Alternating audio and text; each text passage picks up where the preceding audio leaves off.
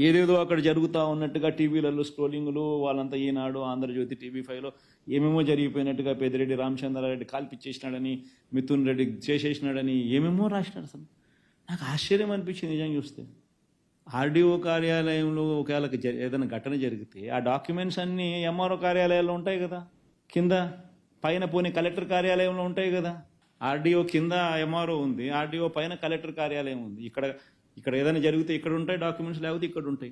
ఇక్కడ ఒక్క చోటే కాదు, సీసీఎల్ఏలో కూడా ఉంటాయి డాక్యుమెంట్స్ అన్ని. సీసీఎల్ఏలో కూడా డాక్యుమెంట్స్ అన్నీ ఉంటాయి. సీసీఎల్ఏలో కూడా వదిలేసాయి, ఆన్లైన్లో ఉంటాయి. బటన్ నొక్కితే ఆన్లైన్లో కనపడతాయి నీ డాక్యుమెంట్, నీకేం కావాలన్న డాక్యుమెంట్స్. మిగతాటి కదా దేవుడు ఎరుగు.